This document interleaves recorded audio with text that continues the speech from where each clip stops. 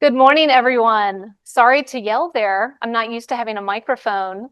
Thank you for joining us today for our Multifamily Investing and Opportunity Zone Summit. My name is Natalie Mason.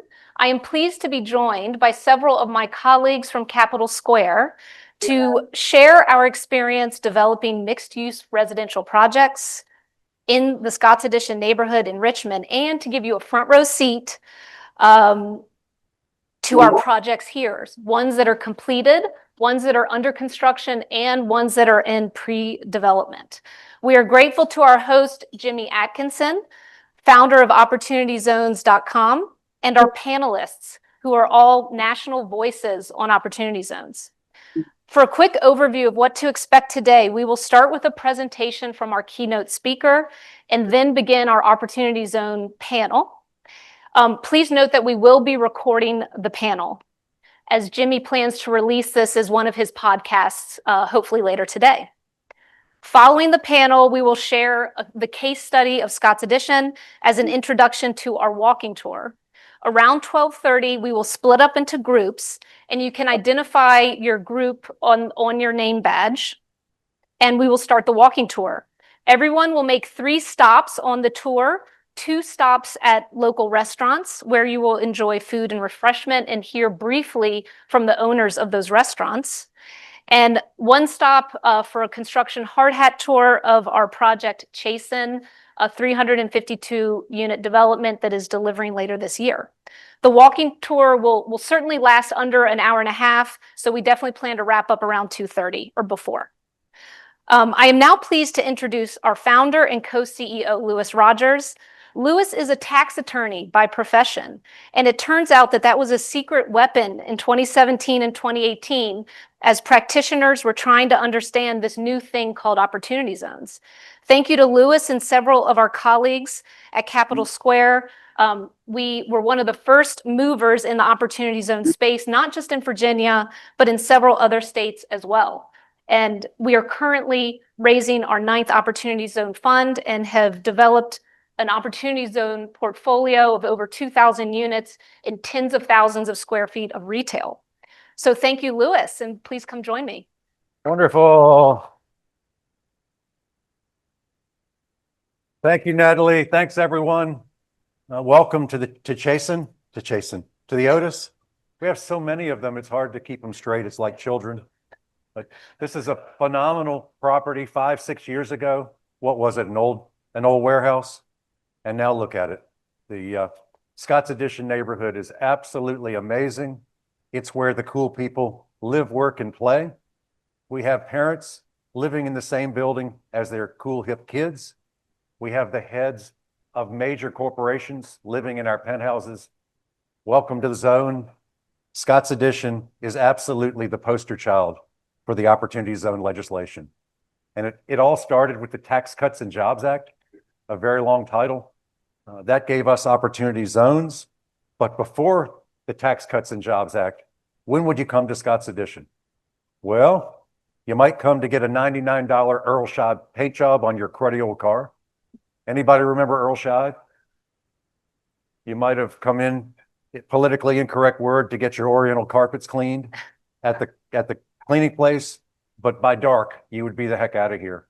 And now look at this place. It is absolutely phenomenal.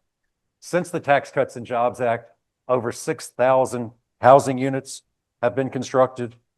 And now this is absolutely the coolest, hippest, best place to live in all of the region. So thanks to the investors, thanks to Congress.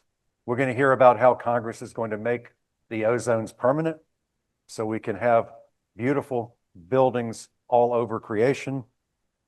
And this is just one of 8 in the neighborhood.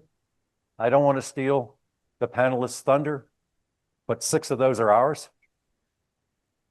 That's good for the investor. It's not always good for me. I'm the one that signs on the hook. It's worked out like magic, though, not to worry.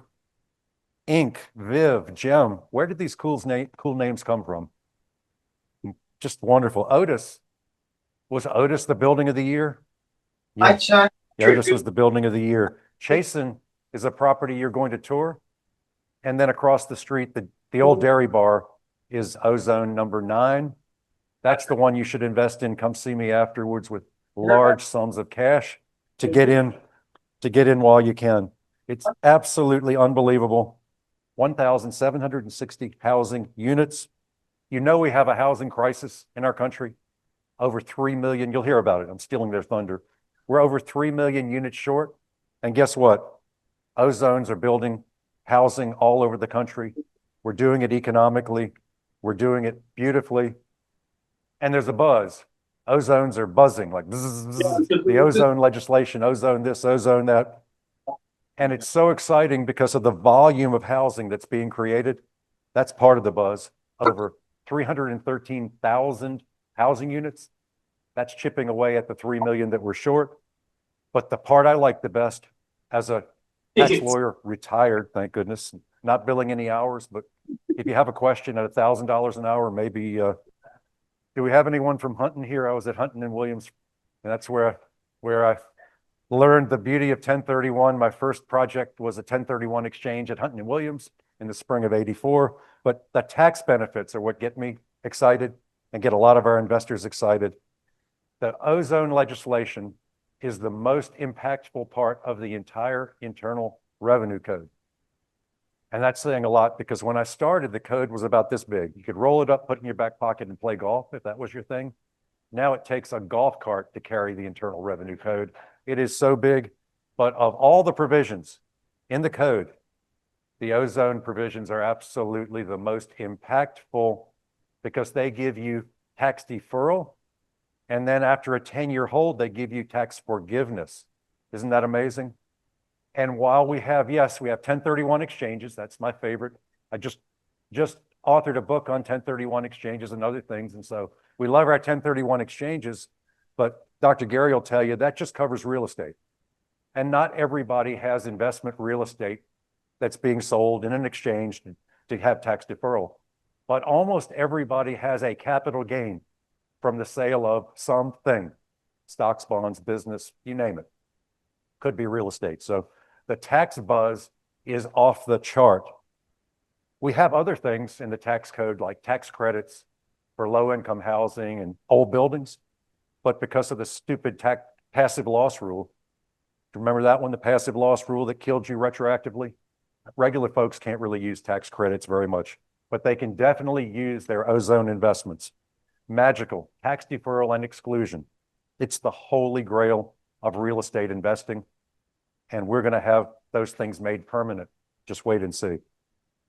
Who wins in the ozone? Who wins in the zone? Everyone wins in the zone. First, the investors, because they win with their tax deferral and exclusion.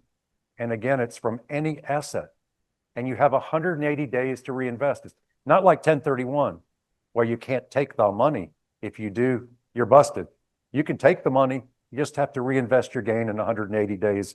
It's very friendly. Who else wins? The local governments win. Think about the city of Richmond. This was once, I shouldn't say a cruddy warehouse. Ozone number 2 was a little shed, right?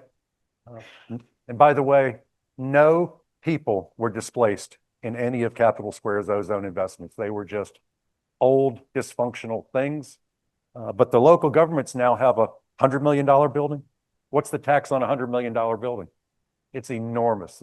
The local governments are winning from ozones and the redevelopment and the revitalization and the restaurants and the bars and the employers who want to be here because it's cool, hip. Local governments win. And the residents win because they can live in a building like this. What, 60% of our residents are from out of town? They think the highest rent in Richmond is a bargain.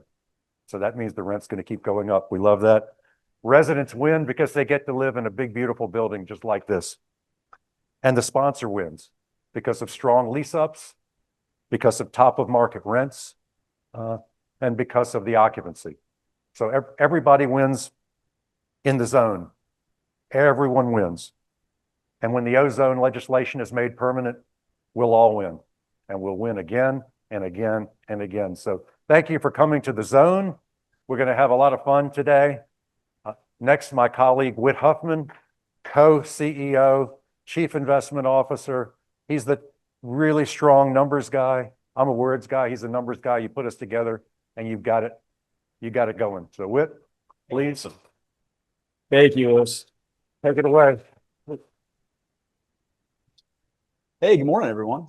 It's great to be with all of you. I can't believe how many people are here. This is spectacular. It feels like yesterday we were teaching people what an opportunity zone was, and now we're all here hoping for Opportunity Zone 2.0. But I'm really excited this morning to get to introduce Jay Parsons. I'm sure everyone in this room is familiar with Jay. If you ask anyone on our investments or development team, who are they reading every day? It's Jay. And I think I'd be unsurprised if our investments team have the alert setting that every time he sends a tweet out, they get a push notification that something's come from Jay. But if you aren't familiar with Jay Parsons, he is a partner at Waymaker, an economic advisor at JPI, and a principal and head of investment strategy at Madera Residential, where he helps guide innovative real estate investments across high growth markets. He's also the host of the Rent Roll podcast, where he breaks down the real world implications of policy, capital markets, and operations in the housing industry. Jay has built a national reputation for cutting through noise with data-backed insight, and he brings deep experience navigating the intersection of private capital and public policy, obviously making him the perfect voice for today's conversation on opportunity zones. So please help me in welcoming Jay Parsons.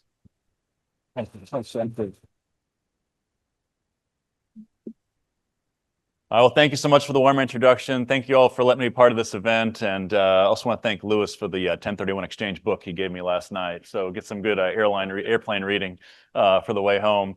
It's an honor to be here in Richmond and excited to be here talking to you about multifamily and opportunity zones. Of all the people you hear from today, I'm probably the least experienced in opportunity zones themselves, but I'm going to really kind of give you a little more of a zoomed out view of what's going on in multifamily. And then as we get into the panel to follow, we'll get into the role that opportunity zones are playing, and I'll give you some perspective on the role that opportunity zones play within the multifamily supply picture right now. A really critical role, I would add as well. Also, we'll take, if you have questions and comments and complaints, save those, and we'll take those after the panel discussion. So I wanted to, again, we'll spend the next 20 minutes kind of high level talking about what's going on in the market, but I like to start things off, kind of loosen things up a little bit with a little trivia, okay? I do this on my podcast, little rental housing trivia, as I call it. So I wanted to ask y'all, does anybody know Scott Turner? He's our Secretary of HUD, Housing and Urban Development. He's the second former NFL player to occupy that role. Look at that. Jack Kemp, yes. I'm impressed. You guys must be Buffalo Bills fans.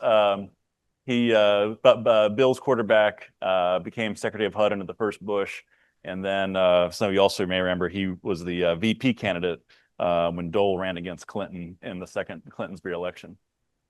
All right. So I want to start off a little bit of myth busting. You know, when I was telling some at our dinner last night, I was telling people, you know, how I got in the industry. And one of the things that, you know, as a research nerd that I love about the rental housing business is that everything, not everything, a lot of the things that we're told or we just intuitively think about renters and about apartments, a lot of it's not true. And a great example of that is this chart here. This shows you the market share of the top 50 apartment owners and single-family rental owners. And what you'll notice is that the top 50 biggest owners of apartments are all those little colors. SFR is on the right. And even the biggest apartment owners are just not that big, okay? Greystar has 0.5% of the market. It's not that big. The single family side, Progress Residential has a whopping 0.5%. Now, I share this because anytime you're at these behemoth landlords, they're just not that big. But the other thing I'd point out too is that what makes this industry so exceptional, part of what makes it so exceptional, is that it's relatively accessible. We see, new players coming into the market. You see groups all over the country that can be successful and have a strategy, have a niche, and become a material player in their markets. And then if you compare the REITs, this is just a fun little chart. This is, think about the REITs like Equity Residential, Avalon Bay, Camden. These are big companies, MAA, collectively, and the SFR REITs. If we combine all the apartment REITs and all the SFR REITs, American Homes for Rent, Invitation Homes, we get to about the net worth of Warren Buffett, okay? About $168 billion. So, and that's not his companies, by the way. That's his personal net worth. So again, it's just not that big. Even the REITs aren't that big. They represent a small, low single-digit share of the market collectively. And then just one more fun one here for you. This is the market share of the largest providers by these different industries. And so like you look at credit cards, Visa 61%, Apple's 53% of the smartphones, Amazon 40% of online retail, JP Morgan Chase is 12% of US banks, on down this list. And you can see, you compare that to apartments and SFR, again, even the biggest players are just not that big. And I think, again, I think that's a great story for the industry at large. Collectively, they own 11% of US apartments. The top 50, I should say, own 11% of US apartments. So it's a very fragmented industry. It's accessible. And that's, I think, a good thing for everybody. All right, let's jump into the state of the market. I'm going to go through this pretty quickly. You're welcome to have a copy of these slides afterwards. I'm going to talk fast. I want to be a sense of everybody's time. But again, if you have questions, comments, just want to complaints, anything else, happy to take those after the panel discussion as well, or after the event. All right, so the big story for those of you who are keeping any kind of pulse on the apartment sector these last few years has been supply. And there's kind of a few ways to look at this. Is number one, I guess on the policy side, this is a massive win. We'll see those opportunity zones, right? We're seeing more and more supply. That's a good thing, right? We need more housing. We're structurally have a deficit of housing.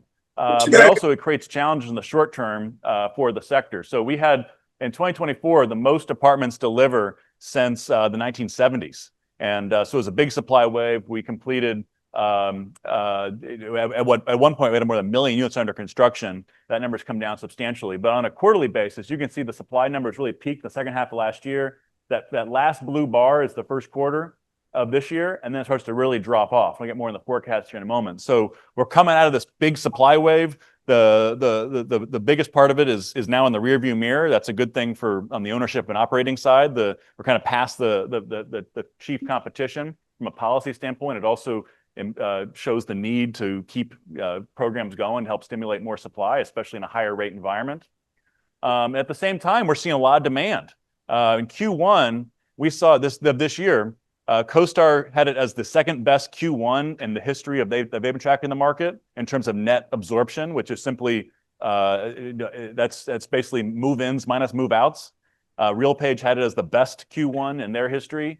Regardless of which data source you like, there's a lot of demand out there. Now, I will say is that if for those of you on the operations side, not everybody feels this because you have so much supply in the market that demand's being spread out among a greater number of properties right now. But what we do see, though, in the macro picture, very good numbers. And where it's going, a lot of it's going where it always goes, which is a lot of the Sun Belt, the mountains. That's where the lion's share of the absorption has gone. But we see solid, consistent numbers across most of the country as well. I won't go through all these, the top 20 markets for Q1 absorption. You see, a lot of the usual suspects, DFW, Atlanta, Charlotte, Carolinas, Florida, all those kind of places. Now, what's driving that? Now, again, being a data nerd, and one of the things I love about this space is, the perception is not really grounded in reality. The perception is that, hey, well, no one's buying houses right now, so therefore everyone's going to go rent an apartment or rent a single-family house. And I think if we think about that for a second, that doesn't explain the whole story. I don't think it explains any of the story, at least on the new lease demand side. So think about all that net new absorption. People don't just come out of nowhere and go buy a house, right? They're typically already renters in place. So what explains the new renters coming into the market? Well, a lot of that has been coming from young adults who are traditional apartment demographic. These are this shows you the young adults living with mom and dad, the share of them. I'm a geriatric millennial, and so the earliest parts of my adulthood was always about, all these millennials live with mom and dad. And that was this chart from basically the entire 2010s decade, peaking at 18% of young adults living with mom and dad. What's interesting is these last 4 or 5 years, that number is starting to reverse. This is a chart from John Burns using some census data. And that even was going down even during the peak inflation period. So that for a lot of these folks, that's 800,000 young adults. A lot of them, their first step out into independence is going to be to rent an apartment. And then also you look at like the jobs data, the wage data, young adults have disproportionately outperformed over these last handful of years. That's been a great story for apartments. And so I think that's a big piece of the pie that does not get the discussion it deserves. Now, obviously the homeownership story is impactful. I think it's more impactful on the retention side than it is on the new lease side. People are staying longer. Retention rates are higher. And the reason for that is you can see the average apartment rent now is about, your average all-in cost to buy a house, your all-in payments with taxes and insurance and the mortgage payment and everything else. For a new buyer, not somebody who bought 5 years ago, a new buyer, they're paying about $1,600 more per month than your average apartment rent. On the SFR side, it's about $1,000 more. And so that's probably going to persist unless we see a meaningful drop in mortgage rates, which is probably unlikely unless we have a recession that forces that to happen, in which case you still have affordability challenges. So I think that gap, it's not going to be at these numbers forever, but I think it's going to be likely above the numbers that we saw prior to the pandemic for quite some time. All right, these are the retention rates, apartment renters that are choosing to renew in their expiring leases. That number's been trending up, not just since the pandemic, but really over the last 10, 15 years.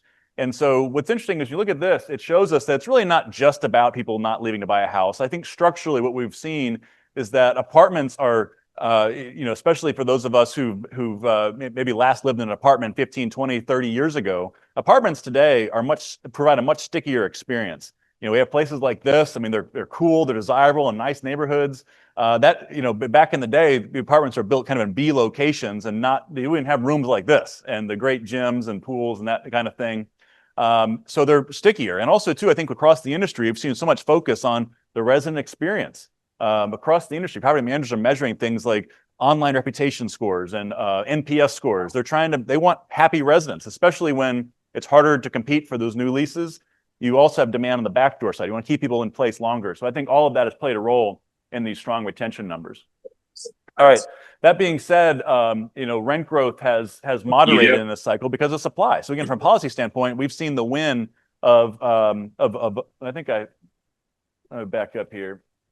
I thought another chart here, but here we go. So this is showing you the relationship between supply and rents. And so on this x-axis across, this is showing you supply growth of the last year, and the y-axis up and down, this is rent growth. I know it's a busy chart to read on a screen like this, but what you'll notice is that there's a real relationship between where supply goes, rents are falling. Where there's no supply, rents are increasing.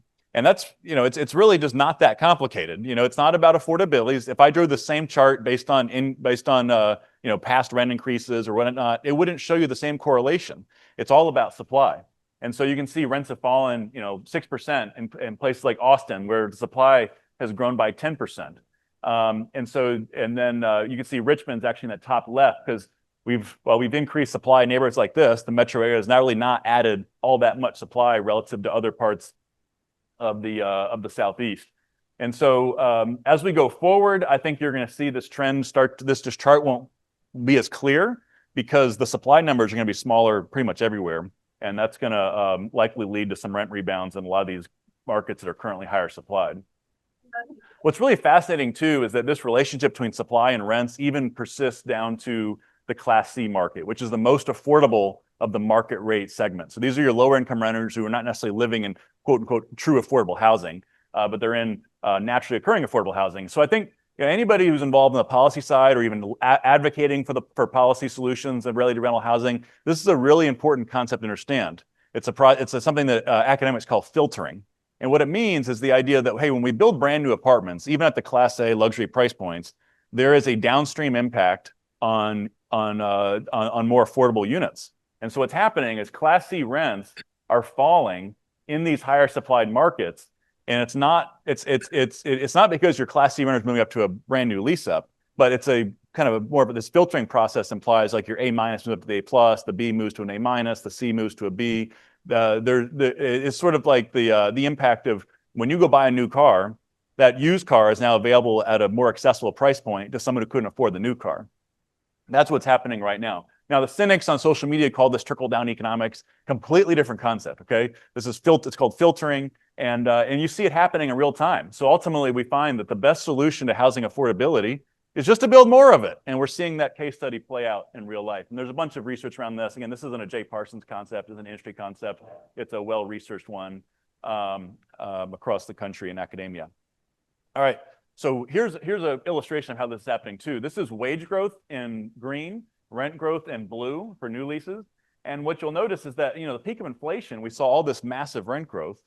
And by the way, so a lot of investors, when I speak at different investment groups, I've always found a lot of investors that came into the market in the sector in the 21, 22 timeframe had a skewed sense of what's normal. That was not normal, okay?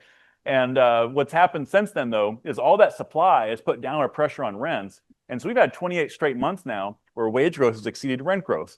Now, if you had a deal where your pro forma was 3-4% rent growth, obviously it's been bad. But from a long-term standpoint, this is a good thing. It's a win-win where we've expanded, we widened the demand Josh, you got the funnel. text. Who could afford apartments? Bottom line. Again, in the long term, that'll be a win. And Bottom line is rent income on the ratios CBO are article. now, back below where they were when the pandemic started. Text it Rent to you. growth, here we are now. Nationally, it's kind of creeped up a Okay, little bit, I two just step texted the group forward, chat. one step Okay, back. perfect. It's a trend. Again, we're nowhere near where Oh, yeah, prior to the yeah, yeah. pandemic, Okay, but perfect. the mainstream view at this point is that supply continues to wane. If the economy remains in decent shape, we should see, I think, a pretty decent rent rebound. Nothing like what we saw at the peak of inflation, but I do think we're going to see renewed rent growth later this year. And most of the forecasters at this point are forecasting 2 to 4% rent growth this year and maybe mid-single digits over the next couple of years. All right, so I want to talk about affordability for a moment here, because this is, again, a big topic for everybody. This is a headline came from the census. Nearly half of renter households are cost burdened. And I'm sure everybody probably saw this headline when it came out. Every year the census releases this data. But again, kind of in the spirit of myth busting, I want to share something with you.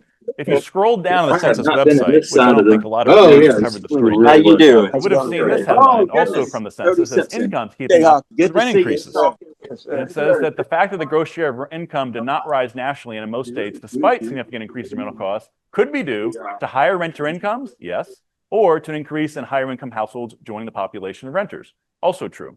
And so nationally, the share of rent income, you can read that bottom of the screen, again, straight from the census, the rent income ratio has not changed going back to 2011. It's been around 31% for the last 12 plus years. So that really hasn't changed. What's really has changed, and I'm going to, you see across institutional grade assets, we're mostly low 20% of income spent on rent.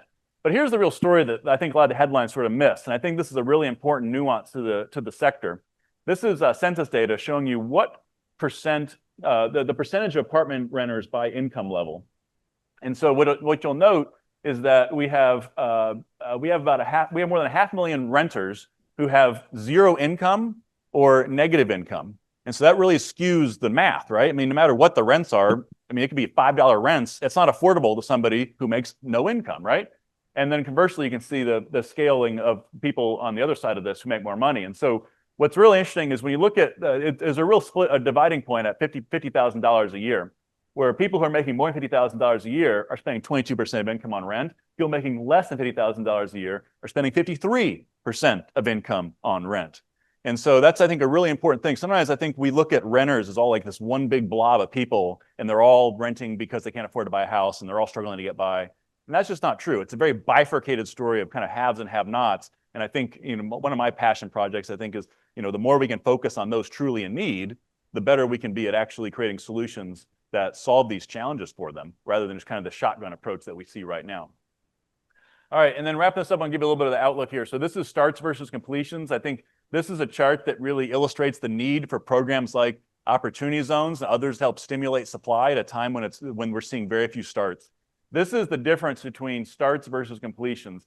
Over the last 12 months, we completed 244,000 more multifamily units than we started. So that just points to the supply deficit that we're about to walk into. Deals just do not pencil out these days, or most of them don't, unless you have a really low basis or you have some sort of incentive that make these deals pencil out. And we look at the completion numbers. Those supply numbers are falling very quickly. By next year, we'll have less than 300,000 units completing across the country. That's going to look kind of like the early stages of the 2010s decade, and we could see even less after that. Apartment starts, I'm not going to go through all these in great detail. Apartment starts last year were lower than any year since these numbers. So like, Charlotte, were lowest numbers since 2018. Places like since 2015 or earlier, in places like Orlando, Jacksonville, Raleigh, Austin, Salt Lake City, on down this list, you can see we're at lowest levels in quite some time. And then kind of quietly, apartment supply levels are going to be below pre-COVID norms, not just below the peak, but actually below pre-COVID levels pretty much everywhere in the country by next year. And by the second half of this year, in places like Nashville, Dallas, Denver, San Antonio, Houston, et cetera. So again, that's going to happen, I think, sooner than we think. And last comment I want to make is, one of the last comments I'll make is that when you think about the Sun Belt, where we're seeing construction, the Sun Belt outperformed on rents prior to the pandemic.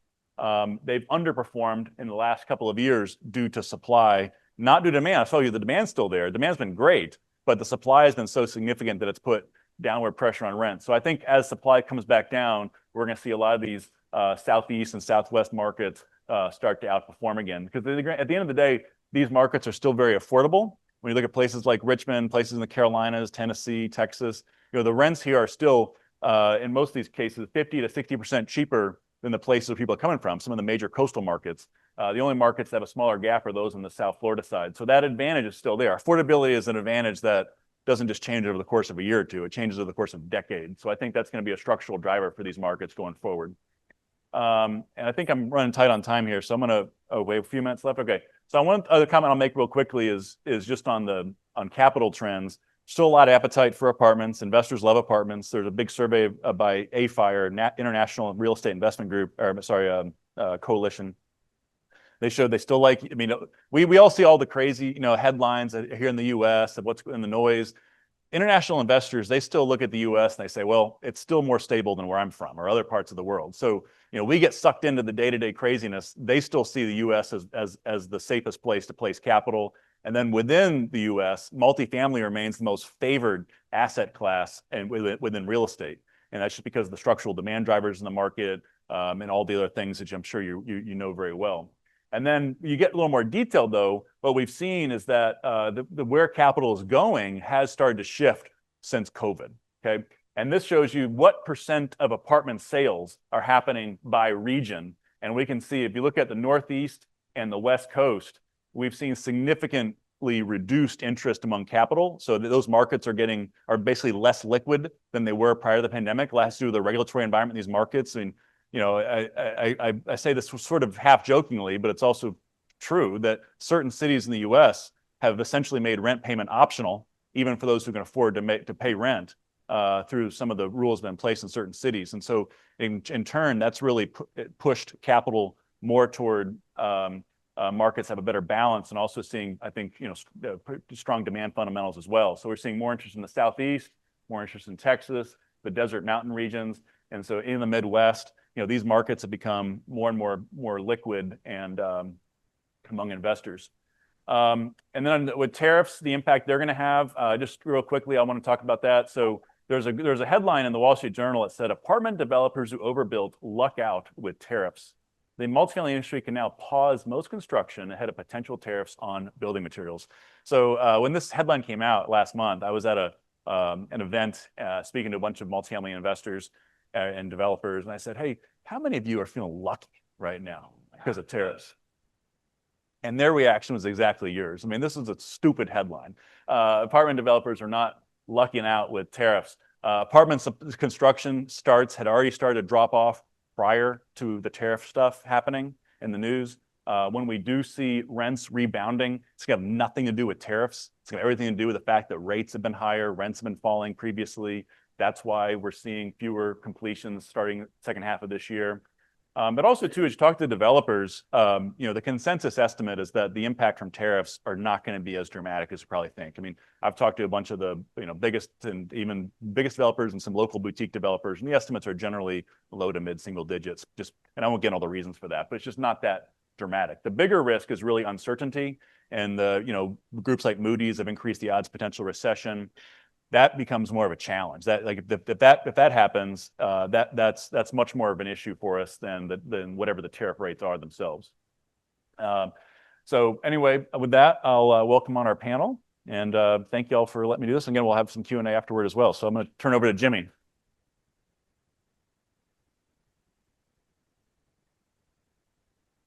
Thank you so much, Jay. And we will be sharing these slides afterwards. I know he went quickly through them, but a lot of great information in there, and he's constantly keeping them updated.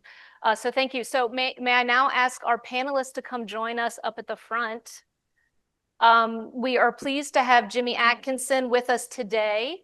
There are few practitioners in the OZ space who have not heard of Jimmy. He provides invaluable content through his podcast and email distributions. And our panelists today are all experts in the OZ space, national experts in the OZ space, and have played meaningful roles in the formation of this program and continue to be at the center of how this legislation is evolving as we speak. Thank you for being here and for advocating for a program that has brought tens of billions of dollars to neighborhoods across the country. and Lewis. Awesome. Well, thank you, Natalie, for the introduction. Thanks, everybody, for joining us this morning here in Richmond. I'm really excited to get us started. As a lot of you probably know, Opportunity Zones is a perishable tax incentive program. It's currently scheduled to sunset after the end of next year, but there is very meaningful tax legislation pending in Congress right now that would do a lot of good work for renewing the Trump Tax Cuts and Jobs Act and possibly even renewing Opportunity Zones as well. Who in here, show of hands, is at least somewhat familiar with the House version of the bill, and particularly the OZ component of the House version of the bill? Lewis doesn't like the House version of the bill. All right. Well, as Natalie mentioned, I'm Jimmy Atkinson. I'm the founder of OpportunityZones.com. I'll be moderating the panel today, and I'll do a quick introduction of all of the panelists right now. Instrumental in this Opportunity Zone program even coming into existence in the first place is Senator Tim Scott, and we're joined by Senator Tim Scott's tax counsel, newly rejoined Senator Tim Scott, Shay Hawkins. We're happy to have you joining us today via Zoom. Thanks for being here, Shay. A former Senator Tim Scott staffer is also on the panel today. That's Emily Lavery. She's a federal tax lobbyist at Fulcrum Public Affairs these days, and she has a lot of policy recommendations from her stakeholder group that we'll be hearing a lot about. She has some ideas about how to make OZ 2.0 even better than what the House has done so far. Also joining us today is Catherine Lyons, excuse me. She is the Director of Policy and Coalitions at Economic Innovation Group. EIG was instrumental in conceptualizing Opportunity Zones a couple years before it was included in the Tax Cuts and Jobs Act during Trump's first term. So her group was in at the ground floor of Opportunity Zones. We wouldn't be here today without her support and her group support, most likely. And of course, you know Jay Parsons already, and I think you know Lewis Rogers too. So I've talked a little bit about Opportunity Zones legislation. We're going to be talking a lot more about it during the course of our discussion today. We'll try to save 10 minutes or so toward the end of our hour for some Q&A. So if you have any questions, hold them to the end. We'll do a show of hands, and we've got a microphone we'll pass around too to take some questions. But I wanted to get some broader context. Where are we currently in the process with budget reconciliation? What is budget reconciliation? What has the House done? What is the Senate doing now? So to walk us through that, Shay, wanted to turn to you. Can you give us a little lay of the land? What has the House done so far? And what is the Senate going to be working on over the coming weeks here? Sure. I appreciate you guys having me. I'm going to stay on for as long as I can. We are in the middle of a budget reconciliation process here on Capitol Hill that's designed to extend the tax cuts and the expiring provisions in the Tax Cuts and Jobs Act, and also to incorporate a series of additional priorities, from everything, from the border to some entitlement reform and clawing back some of the provisions of the Inflation Reduction Act. So the budget reconciliation process is designed so that Congress can pass a bill dealing with the fundamental operation of government, a budget, without needing 60 votes in the Senate. And so it's something that can bypass the 60-vote process if you are focusing narrowly on budget issues. And so, in the House, there's not much difference in the way they would proceed on a bill like this than what you would see normally. They need, 51% of the votes, and they can pass a bill that will then come to the Senate for consideration. Now, on the Senate side, again, here in a typical bill, there's not a judicial nomination. One senator can pretty much, hold a bill up. And you really need 60 votes to get around that one senator.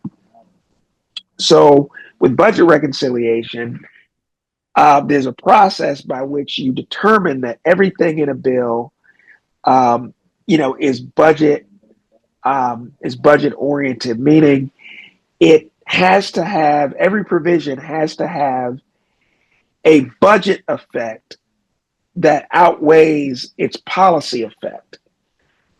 So we're not able to change policy. If I wanted to, affect something regarding gun rights or abortion or something like that, I can't include that in a budget reconciliation bill. And the fact that it, whatever I propose has some tangential effect on the budget won't be enough. The budget implication has to, its effect on taxing or spending has to outweigh the policy implication.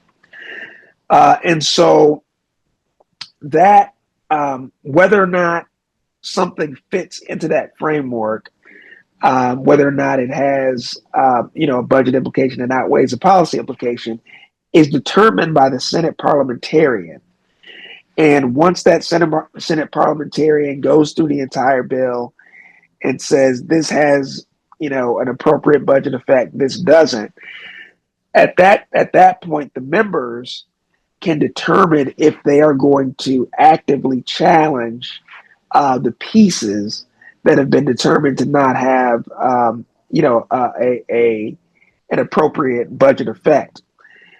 If those pieces were to go unchallenged, then they would proceed with the bill when it's passed. If they are challenged, and they're challenged successfully, the entire provision they're a part of, is actually in jeopardy. And so, sorry to cut you off, Shay, but the good news yeah, is sure. all of the opportunity zones provisions would have direct budgetary impact. So all the opportunity zone stuff that the House has packaged into this reconciliation bill will go through, and the Senate hopefully will massage a little bit. We'll talk about some core policy recommendations that some of us on the stage here have.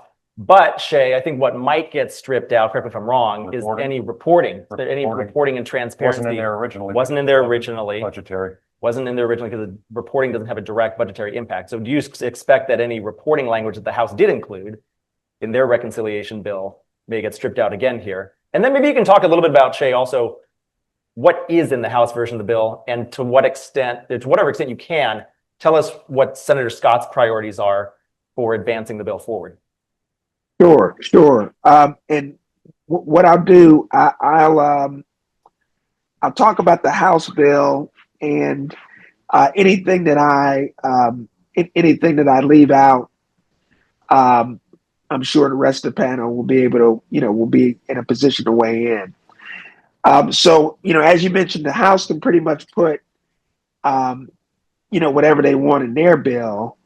When it comes over here, if it shows up on the bill that we work on, then the Senate parliamentarian is going to have a say there.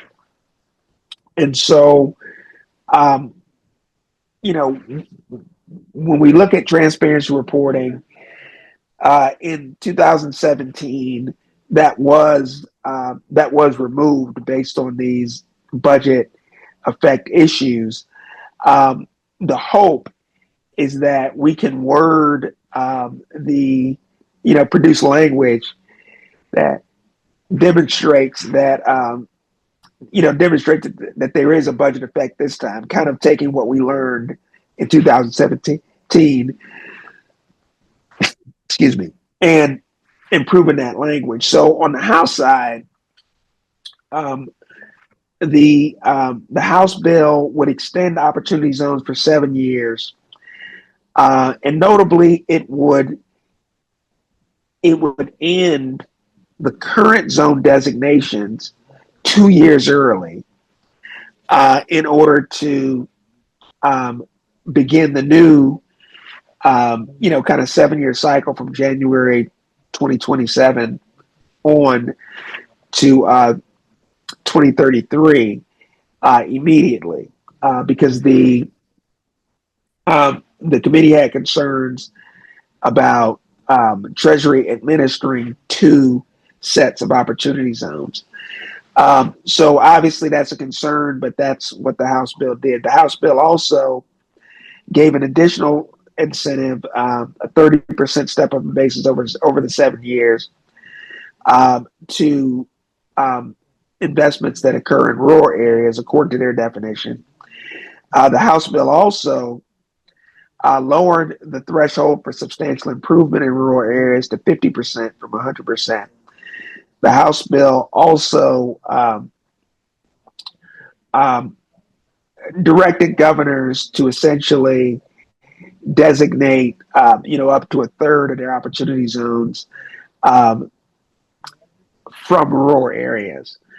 Again, according to their definition.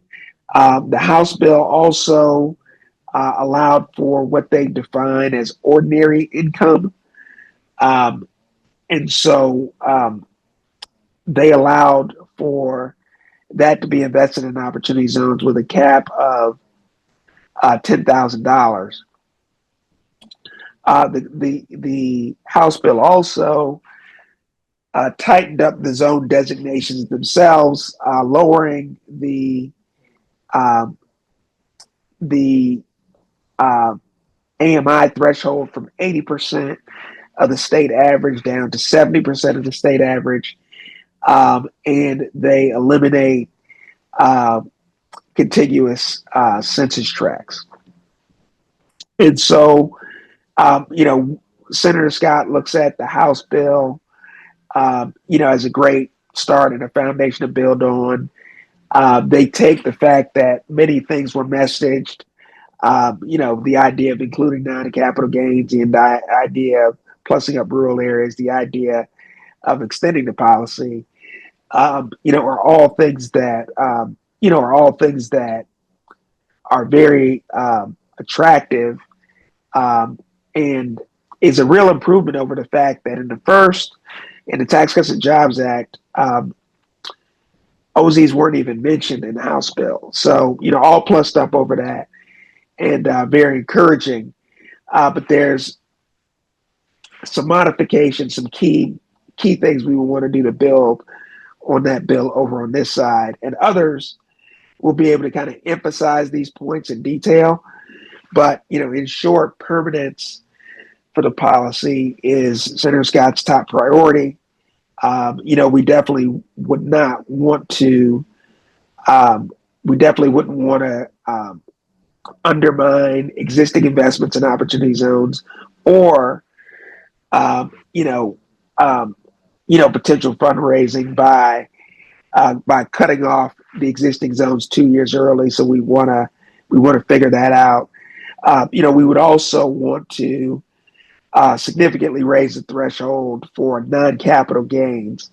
We want to look into that definition of ordinary income and make sure that that the drafters are clear that Senator Scott's priority is after tax income that is only eligible for the permanent exclusion after investing in an opportunity zone for 10 plus years. We would also, want to look, if possible, to solve the interim gains issue. To look to bring in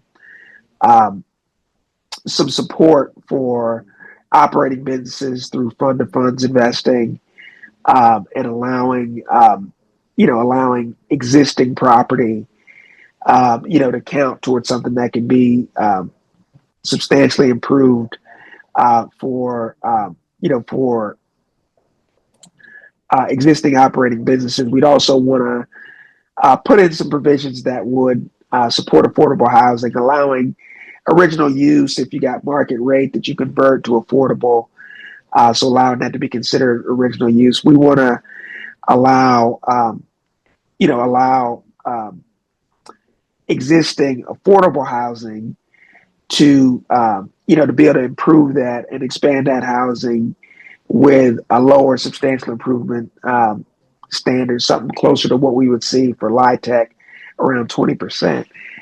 And then we have some community development oriented fixes that we'd love to see implemented. We'd love to see safe harbor for deposits in CDFI banks, and we'd love to see banks get CRA credit for opportunity zone investing.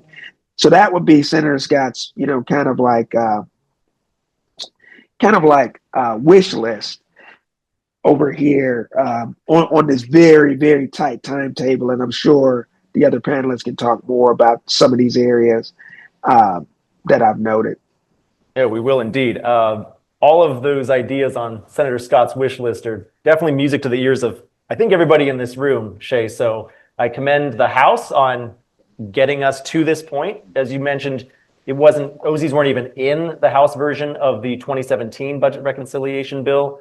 Now that we are a little bit ahead of where we were in 2017, I'm hopeful that the Senate, your office, and your boss in particular can take the ball all the way across the goal line here in many ways.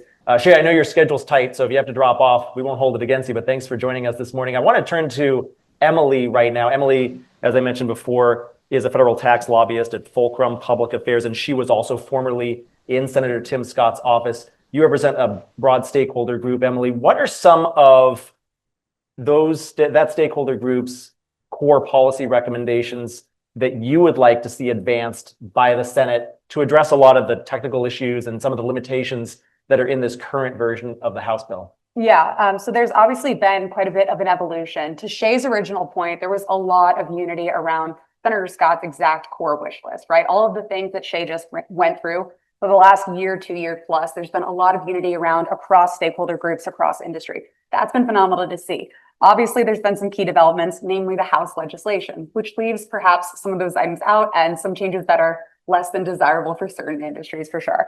I think that's definitely created a shift, as well as the reality that something that Shay also referenced was the Byrd Rule, which makes it impossible for us to do things like reporting, even though they're little or no cost at all and would be incredibly impactful and helpful. Unfortunately, we just cannot do that because we want to be able to avert the filibuster.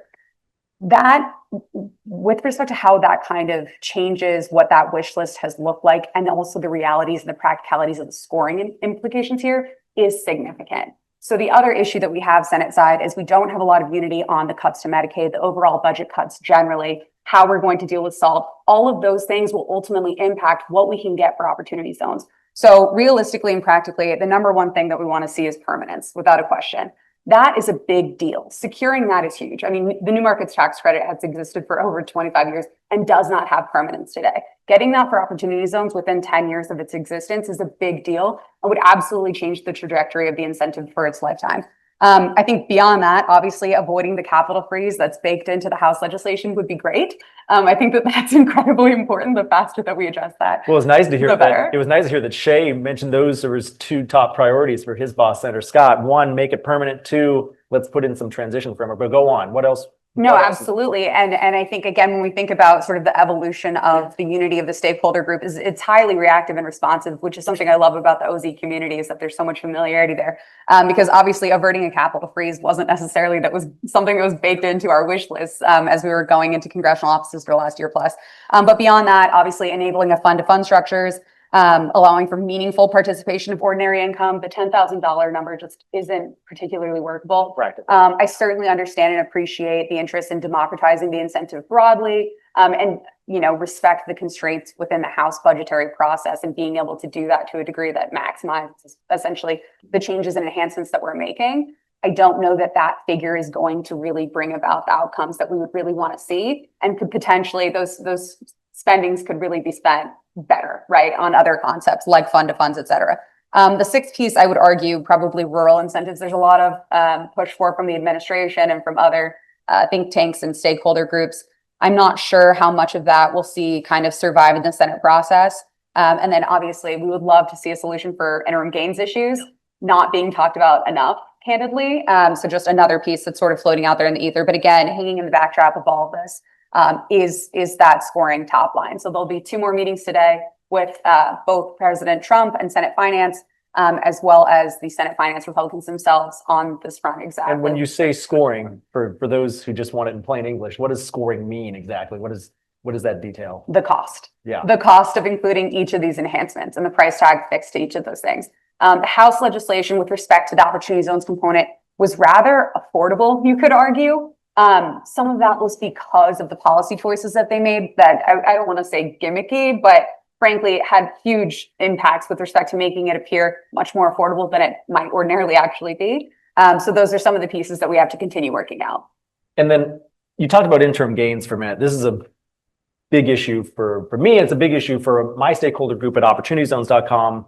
I think it impacts business development potentially. What do you mean? What do we mean when we talk about interim gains? What's the issue currently, and how would you like to see it resolved?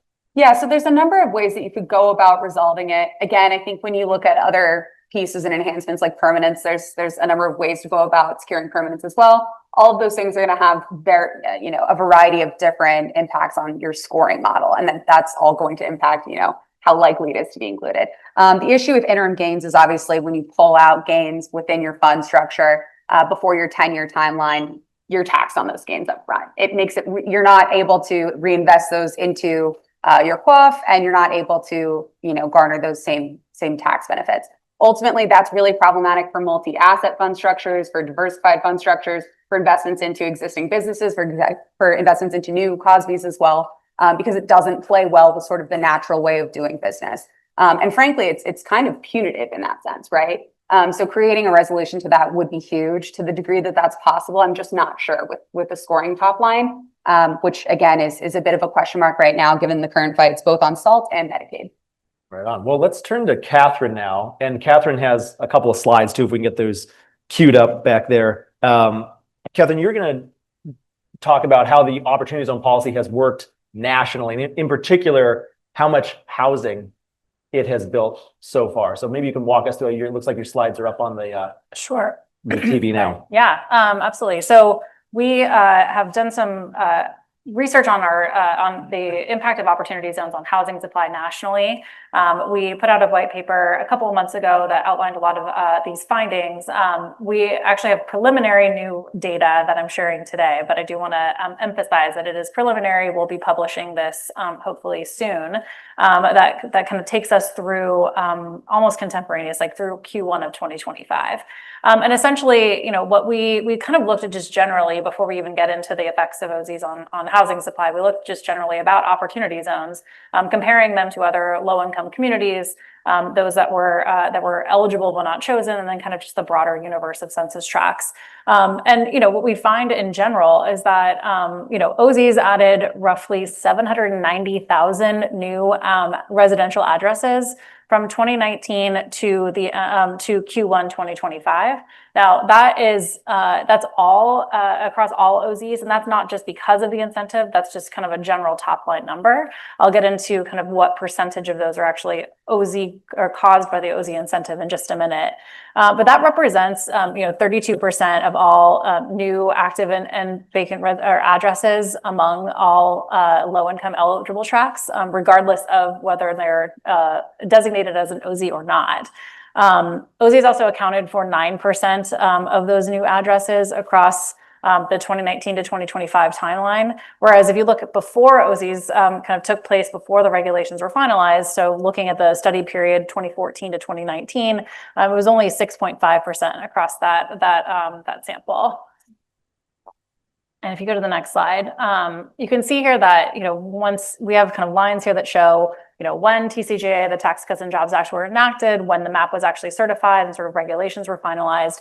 And you can see here that the places that were ineligible, so generally better off places, are on an upward trajectory. Unfortunately, though, the low-income communities not selected are on a downward trajectory. And those that are not selected or not chosen as OZs, unfortunately, are continuing that downward trajectory, despite the OZ policy, because, of course, they didn't receive that OZ designation. However, for those that were chosen as OZs, you're actually starting to see an uptick. That downward trajectory that that's kind of across the board for low-income places is actually starting to reverse trend once it's actually receives that OZ designation, that sort of treatment, as we would say in economist terms. So, and the next slide really just shows that sort of hockey stick chart that one always hopes for when you're doing a causal analysis around looking at a policy and how it's working. We see here that more than 353,000 new units were added in opportunity zones, and that is because of the policy. So I just want to underscore that. That's almost half of the national housing supply added in these places were actually because of OZs. And we, hear a lot, I think, over the years of the critiques of this policy saying, well, it's just incentivizing things that would have already happened anyway, or in places that would have already received this investment. This essentially puts that argument to bed. We're showing here that at least in the use case of housing, OZs are actually causing a great deal of new housing happening in these places that would not have happened otherwise. It's actually changing investor behavior. All of you in this room are a testament to that. And we just heard, real world examples of that happening as well. But this also just shows kind of in the aggregate, how meaningful the policy has been for generation of new housing supply. And from a kind of a top line perspective, again, this is 45%. So again, yeah, almost half of all of the new housing in these places were generated because of OZs. That's 4% of all new residential addresses nationwide. It's huge.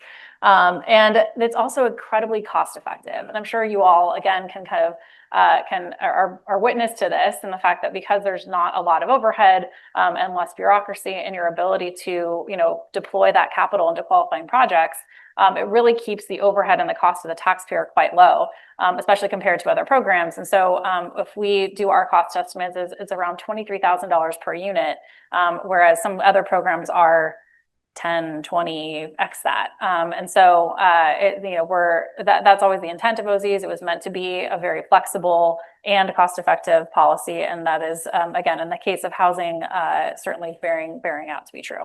There's no pre-approval. You set up a fund, you follow the rules, you qualify for the program or you don't, but you don't have to say, Mother, may I have permission, and do a master lease and go to the Park Service about the walls. And I mean, it's just all the red tape. There's no red tape. Yeah. Those are big numbers. They are. And at a fraction of the cost of similar programs, similar federal programs. And you can imagine this is all done in this narrow window under a perishable tax incentive. Perishable, yeah, that's going away soon. And so some people may not have even bothered looking into it. Some investors may not have bothered looking into it. Some advisors may not have bothered looking into it. Some developers may not have bothered looking into it because they can see, okay, this thing's ending in 2026. If Shay and Senator Scott get their way and the program's made permanent, you can imagine what type of impact that would have. It's a shame because Tax Cuts and Jobs Act was what, the end of 17? Yep. We got started in 18. We had no regulations. Then we had some regulations. Then we had proposed regulations. We didn't really regulations. Then you had COVID hit. Was it? The COVID hit. We basically lost the first 4 years of the 10 years. So we haven't really even had a good fair chance to get started. Give us a chance and you'll see the blossoming of housing all across the country. And one key thing that I'd like to highlight before we move on, I want to get the market view from you, Lewis, and especially the market view locally.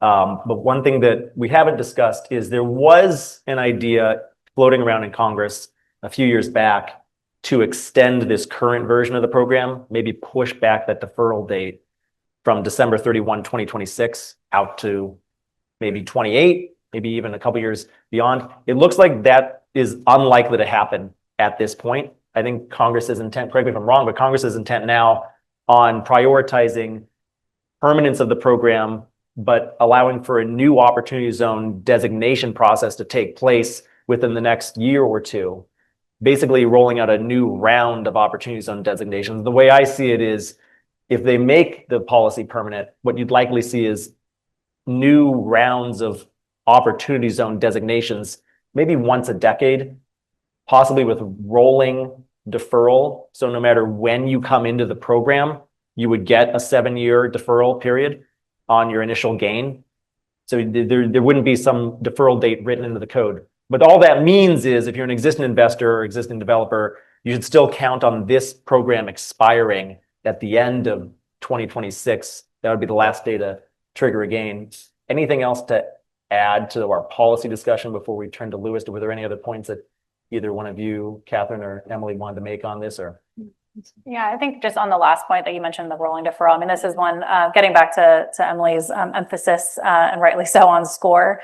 This is one where it would be great. This has been one of our longstanding priorities as well, kind of smoothing out that flow of capital because of we've seen a lot of fits and starts for various reasons and various factors. It would be great if we could kind of smooth that out. However, it's likely a very costly provision because you're not seeing all of those gains recognized within the 10-year budget window, which is the very important window for the reconciliation process to be aware of. So definitely would be on the wish list, absolutely. But that's one that gets a little tricky from a scoring perspective too. So. Right. So we'll see. The Senate's taking it up this week. I think it might end up unfolding rather quickly. Hopefully we'll know a lot more in the next few weeks. So stay tuned. But I wanted to transition from policy now to the market view. Louis, tell us a little bit about what Capitol Square has done with the OZ incentive here locally in Richmond and throughout the region, and some of the impact that you have seen your projects make.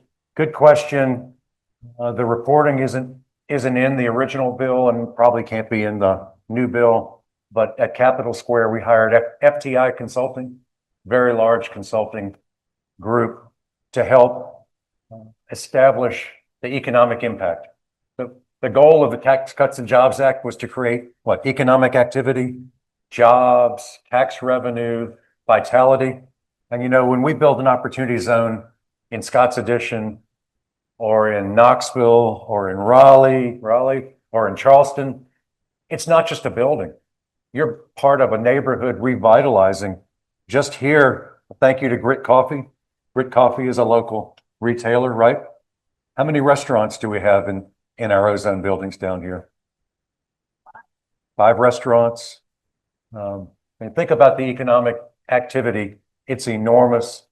The FTI statistics show that we've taken basically underutilized land and made it into highly valuable buildings with very high taxes to the city of Richmond.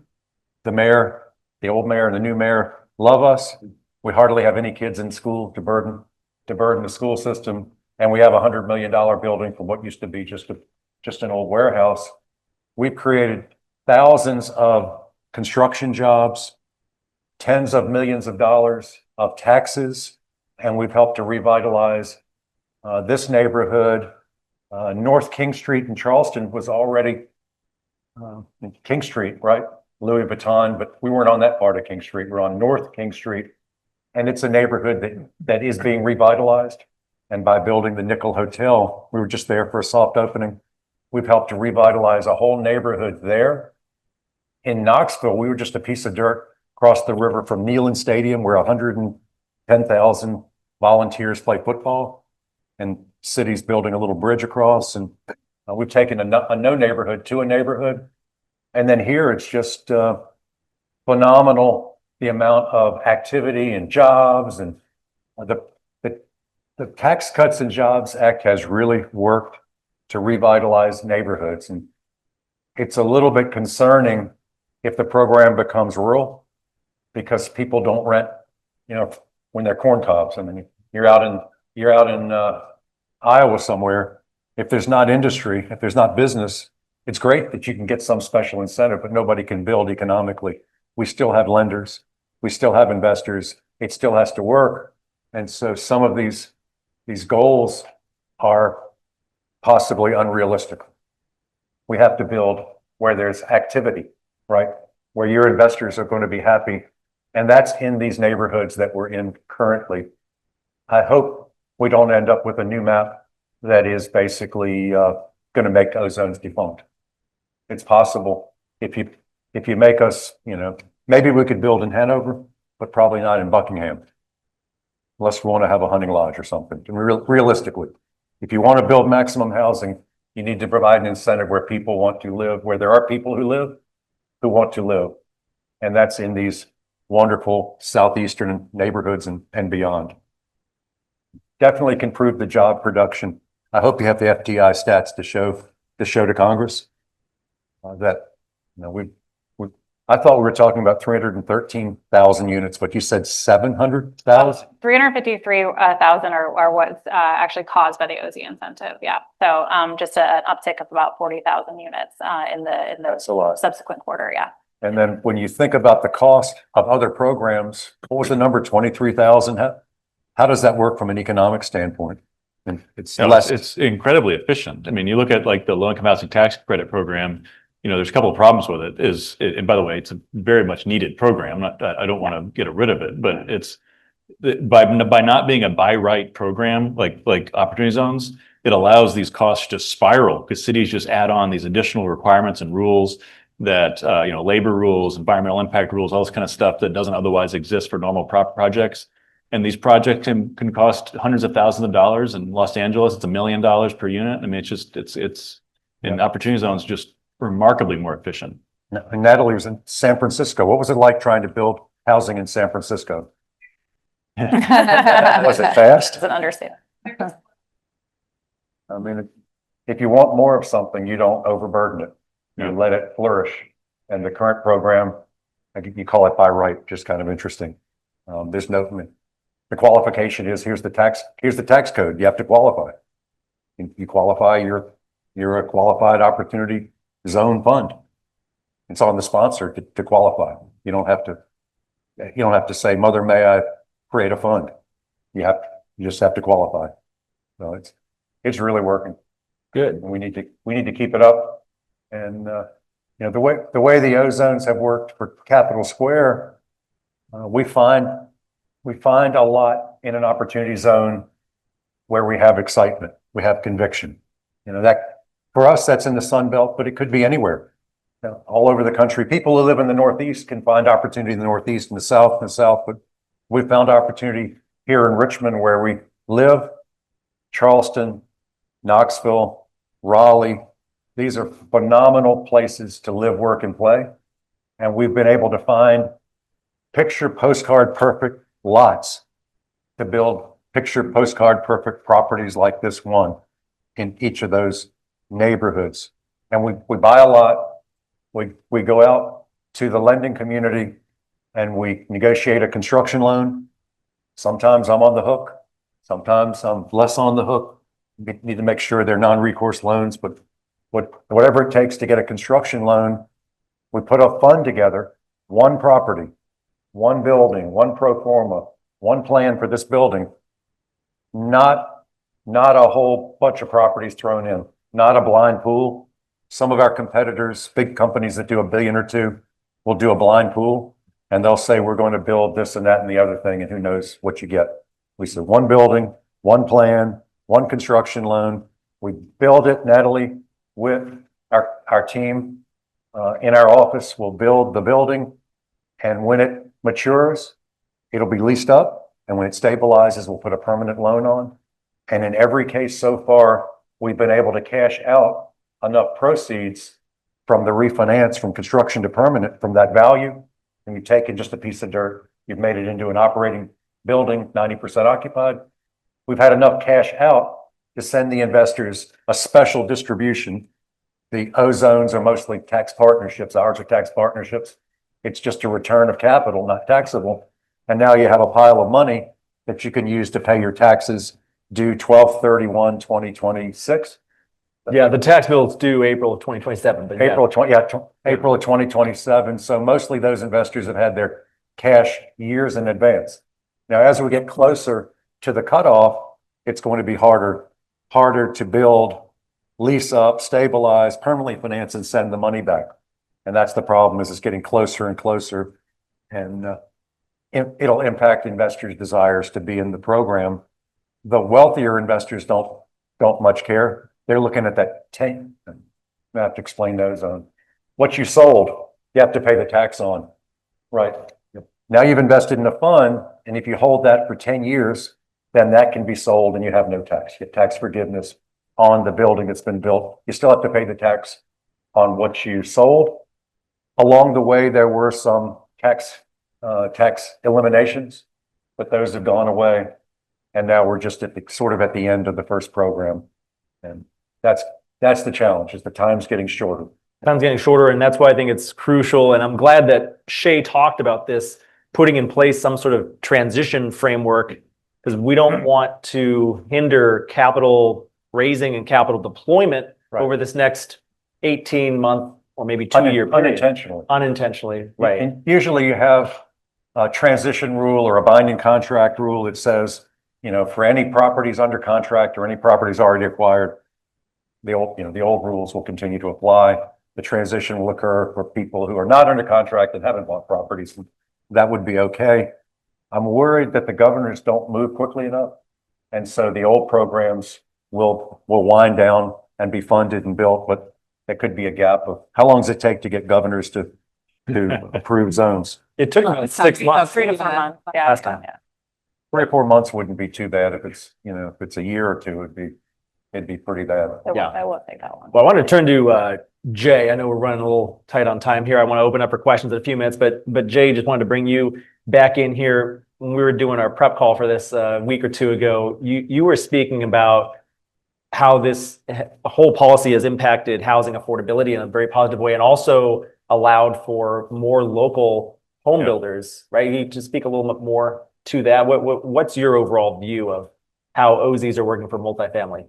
Yeah, a couple quick thoughts, and I won't take too much time here. So number one is, that, as I shared earlier, is that there's not a lot that's starting right now. And so I think opportunity zones play a really critical role in new construction right now. And so there's a lot of focus right now, I'm sure a lot of you, about impact investing. And I think this is a real chance to be impactful, which is delivering housing for people who need it in areas that need it. I think that's a worthy cause, obviously, but also one that has been beneficial to investors as well. So I look at it as a win-win for communities, for renters, and for investors and developers. And the second point I'll make that Jimmy's alluding to is that, what's, I think, one of the really fascinating results of the Opportunity Zone program is that it's really, it's the primary beneficiaries in terms of developers have been local players who really know their markets, know their cities. And it's I think in some cases really kind of hypercharged smaller developers who had struggled to sometimes compete against the big national merchant builders, because for the big brands, for a lot of them, the Opportunity Zone program, they see the benefit of it, but they already have a structure that's in place. They already have investors who are used to and accustomed to a shorter term return. And so it's a different structure that they're not as excited to go out and build something up. So in turn, that's really allowed, I think, for some smaller development groups to really flourish in developing this model, bringing in investors, bringing in capital that is not involved with traditional merchant building. And so that's, I think, again, Opportunity Zones, I look at, it's not just replacing something would otherwise happen. You really, I think, bring in new capital with developers who wouldn't otherwise be building these projects. So it's, again, I think, truly a win-win with net new housing that is beneficial to all involved. Yeah, those zones have stabilized the real estate market because of the 10-year hold, right? You think of public companies, investing quarter by quarter.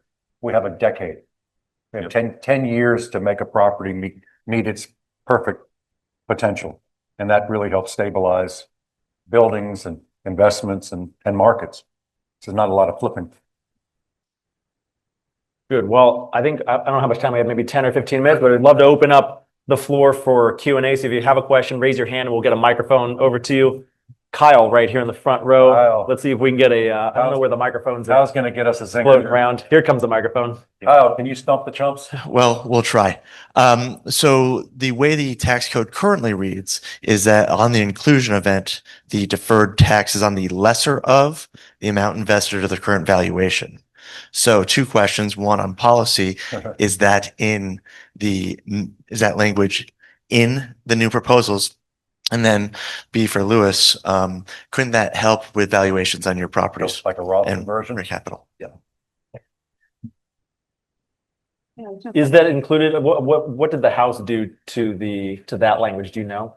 I haven't looked specifically at it. Okay. So I would need to double check, but I Okay. don't believe. That's they in the would regulation. change the- No, yeah. Right? That is Yeah. statutorily It is. defined. Yeah. Yeah. And that's a really interesting key component of the tax deferral, what you're paying in April 2027.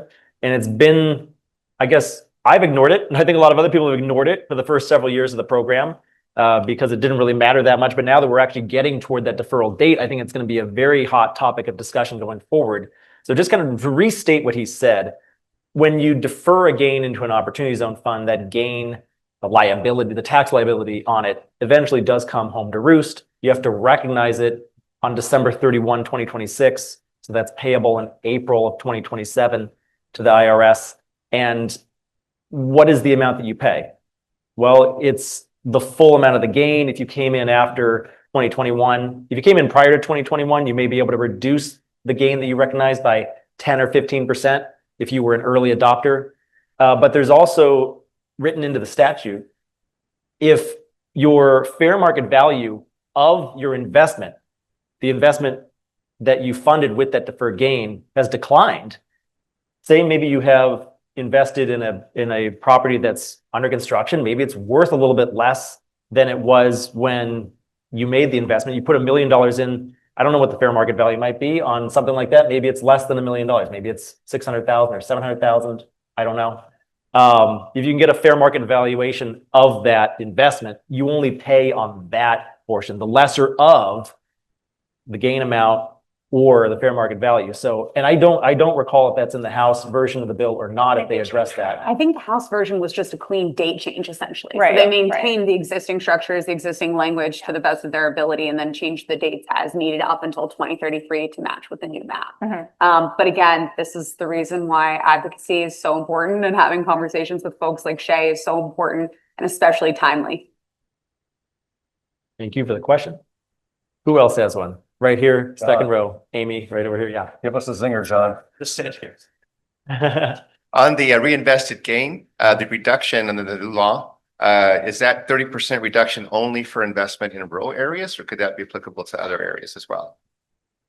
I was going to say, yeah, It's as only for rural, yeah. as currently written, it's only for rural areas. So it was designed to essentially provide a rural OZ boost, which is based actually on legislation that we saw last summer. I want to say was the first time it was introduced, or 2 summers ago, 2023. Yeah, this is something that we've I think long has been a recommendation, because we know Chairman Smith is of the Ways and Means Committee is very focused on making this work even better for rural places. And it's less a designation issue, in that there are plenty of rural places that are designated as OZs, but there needs to be a strengthening of the incentive in order to make a lot of these deals pencil.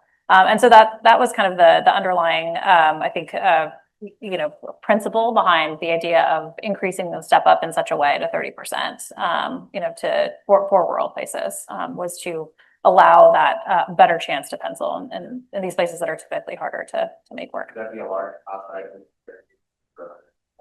I don't.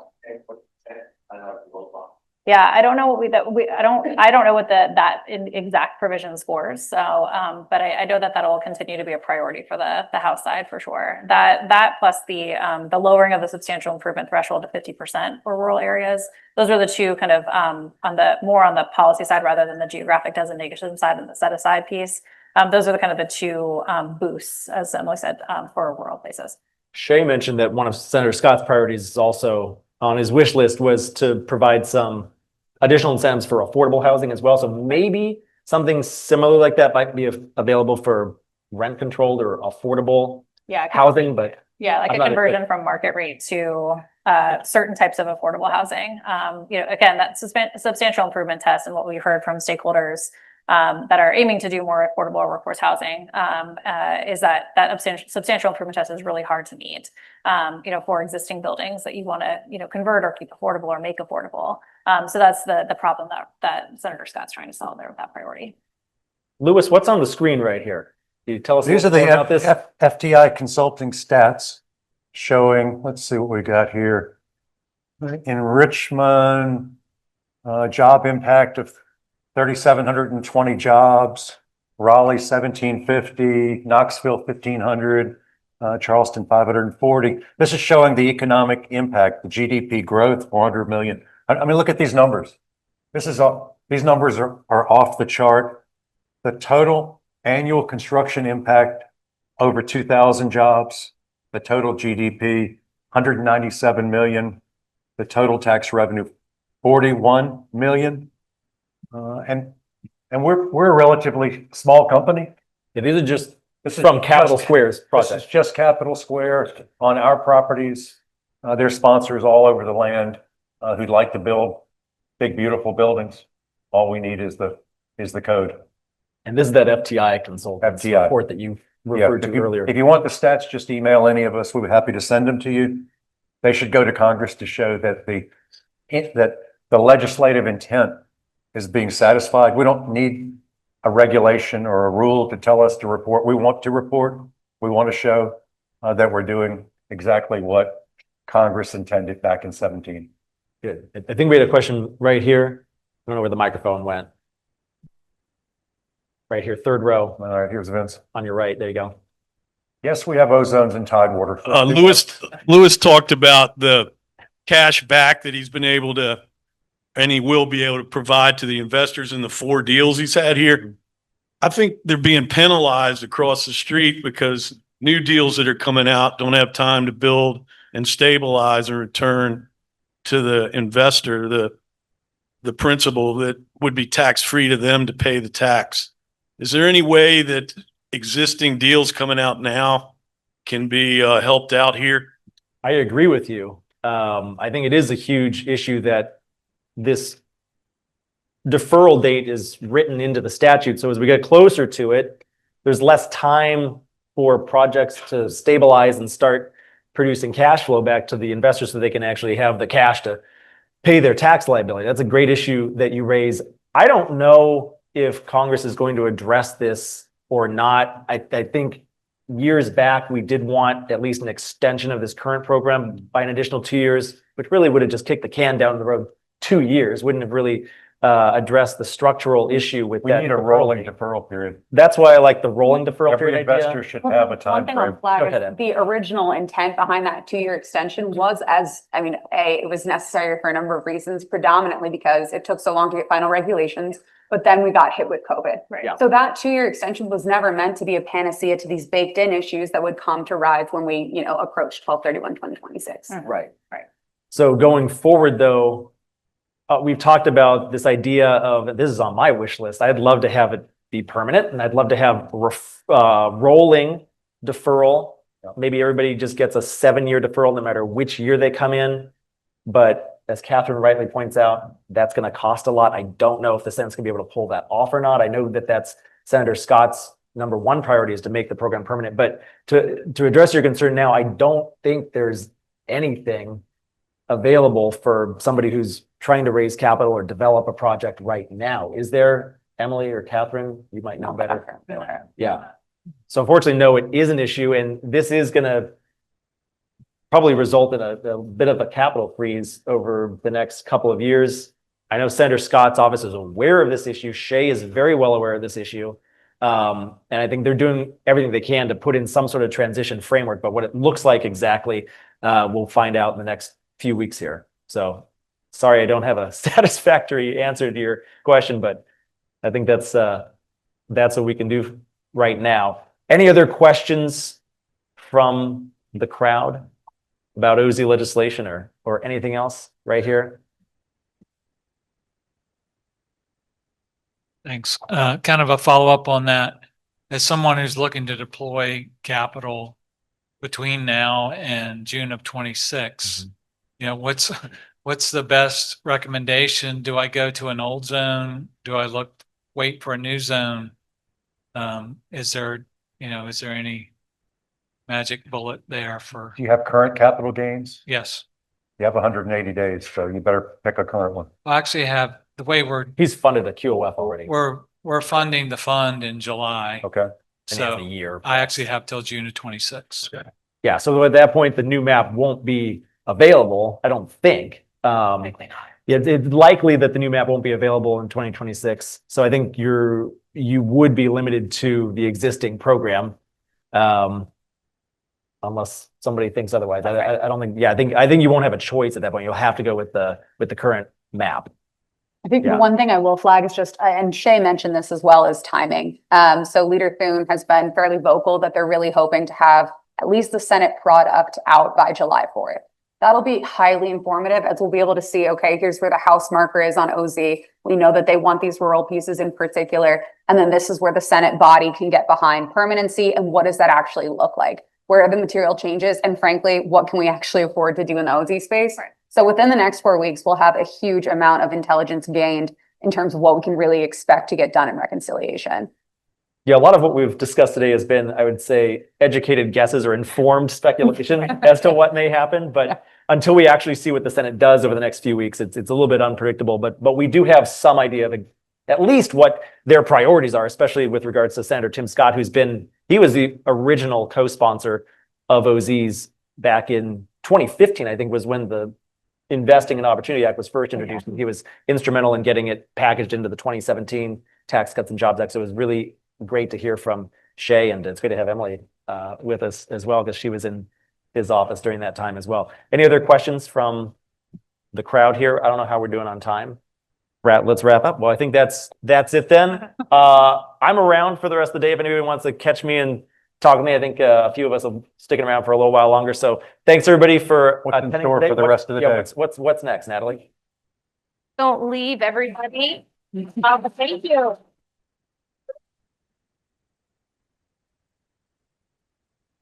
So please don't leave yet, everyone. We want to get everyone on their feet shortly and start our neighborhood walking tour. But panelists, you may exit stage left. Thank you. Yeah, thank you. That was a wonderful panel. Like to invite Whit back up here with me. We just want to equip you with sort of a quick case study of Scott's Addition before we go out on the walking tour. But we know everyone is starting to get hungry and want to stretch their legs, so we will keep this relatively brief.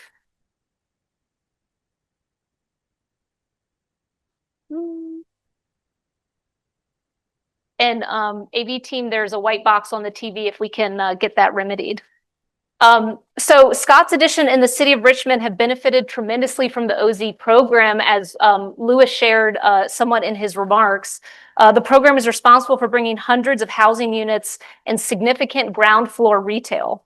To share a couple stats that we've pulled from CoStar and just from our knowledge of the city, since 2021, there are 8 multifamily developments that have been built or are about to deliver in this neighborhood alone. And these projects total over 1,700 units. And so to put that number in context, because it's like, is that a big number? Is that a small number?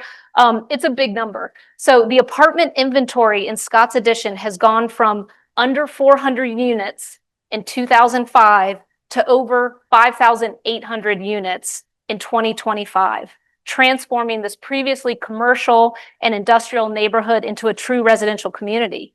This means that over 30% of new multifamily development in Scott's Addition has been funded with OZ capital.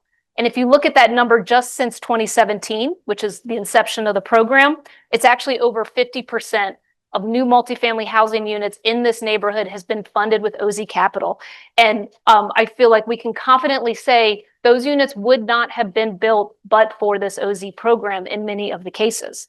So pretty incredible. And we're already seeing a lot of what a lot of people in the policy industry call spillover effects.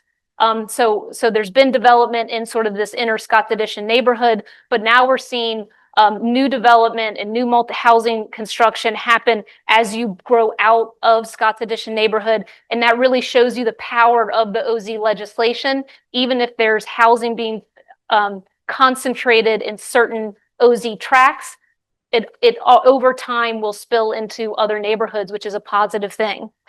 So I'd love to have Whit share a little bit about kind of our investment thesis in Richmond and how we got going in Scott's Addition.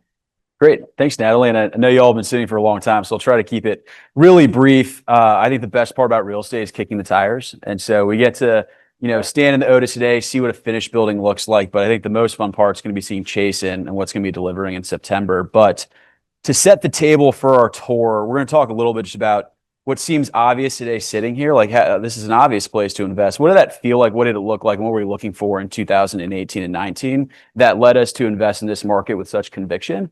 Because while it's not a master plan community, I feel like we're well on our way with 6 assets in one neighborhood to making it feel as such. I think we've got some really interesting neighborhoods in Richmond on the horizon that we're incredibly excited about that we can't share with you.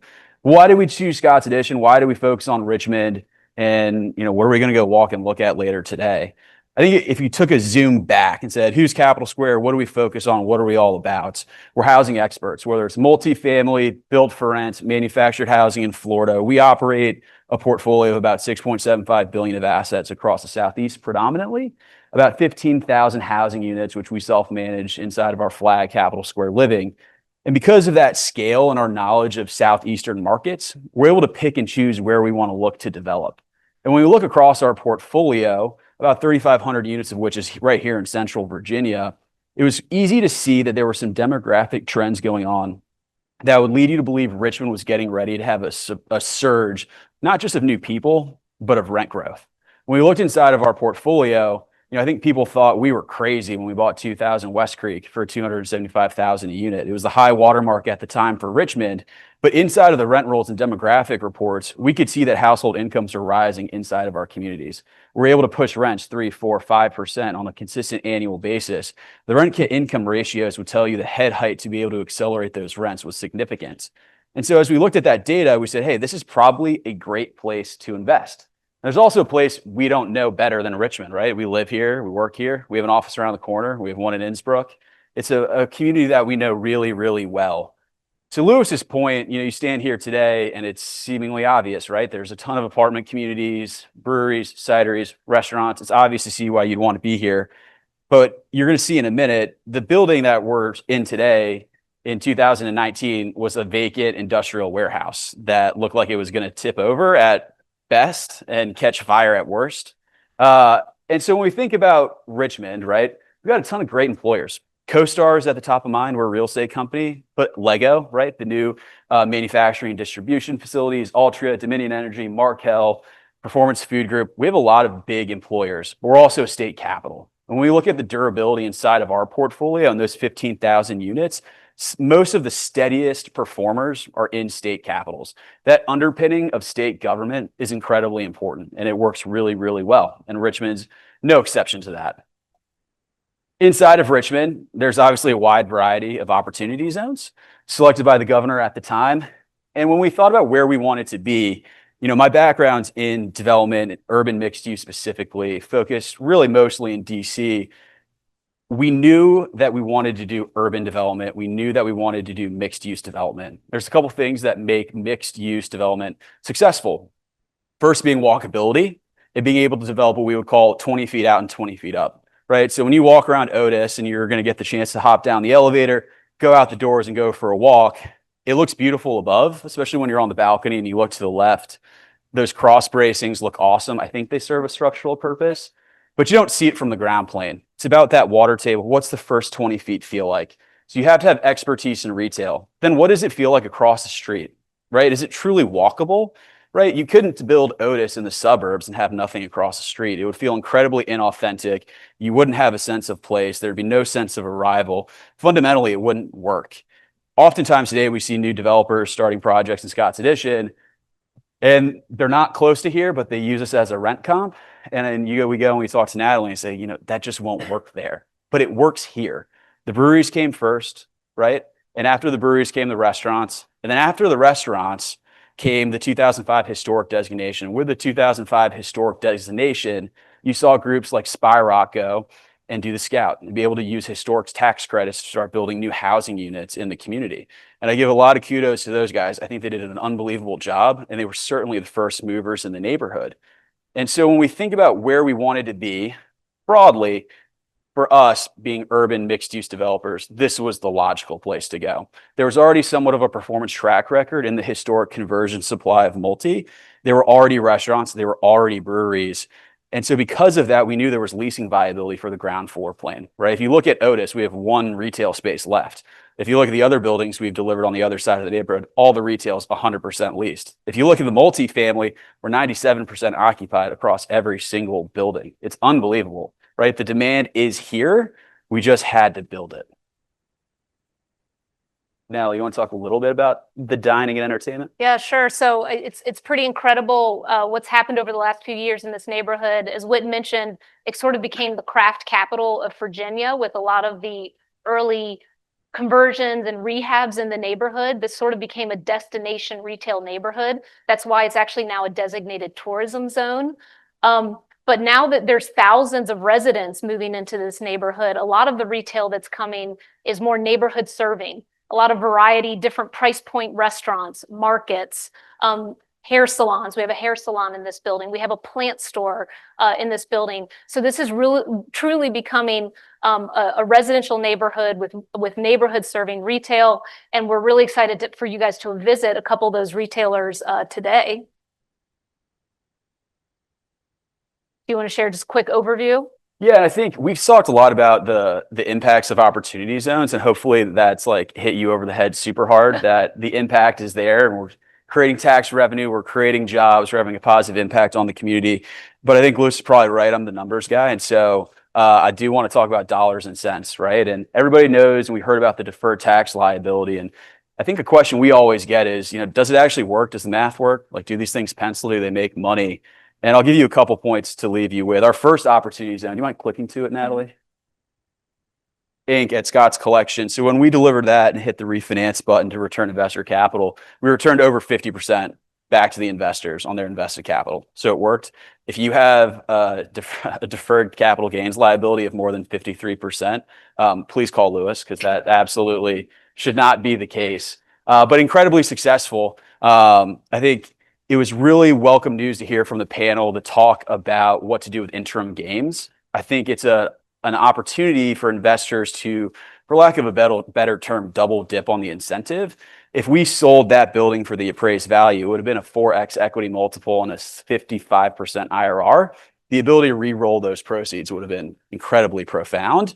And from a multiplier perspective, right, we could have done an 80-unit building, rolled those proceeds, and we could have doubled the size, right? And we really could have grown the capital account. This is our second opportunity zone, Viv. We're trying to make them look architecturally distinct. Over 30% return of investor capital at refinance proceeds. I never know how to say it, but there's an unbelievable coffee shop in there, and that's No Slight to Grit. I think it's called Who knows how to say it? Perusia. Perusia. Perusia. It's spelled like Perusia. Delicious coffee. It's great. I highly recommend going in and getting a coffee. And there's a gym in there as well. Opportunity Zone 3 also returned over 30% back at refinance. Today on your walking tour, you will stop at the ground floor retail here, which is Lillian Oyster Bar, a really incredible concept from Patrick Fellon. So you will actually be walking into this building. And so part of the reason why these have worked so well is when you look inside of the demographic reports and the rent rolls, over 60% of the residents in these buildings are from out of town. They're not from Richmond. They're moving from places like Boston, DC, New York. And with that, they come with a higher expectation, not just from an amenity perspective, but also a fit and finish on the interior of the units. So if you look at Chasen, I'd encourage you, Natalie might not like this, but like mess with the cabinets and countertops, right? You'll see it is high quality from a delivery perspective. And that's what those folks expect when they're moving from out of town. The only reason we can achieve the rents that we achieve and the returns that we're currently returning is because we're able to meet that demand. That's what's driving top line revenue.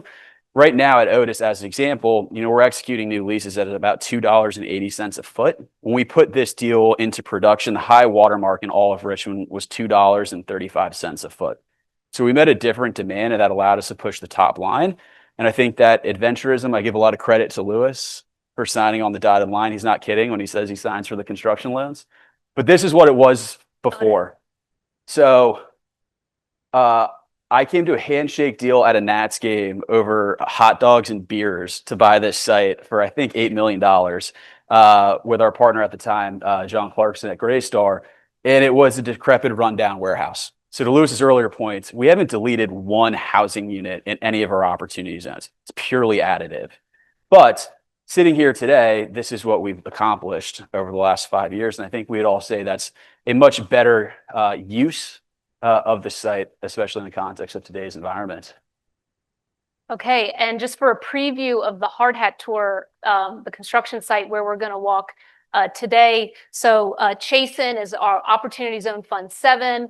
It's our 5th development in this neighborhood. It is under construction and will deliver later this fall. But you can see the site. It's 3 buildings across a street and an alleyway. So this surface parking lot, these warehouse buildings, and another surface parking lot. So again, it just tells that story that we're coming in and actually putting taxable, usable buildings on these sites. We're not displacing people.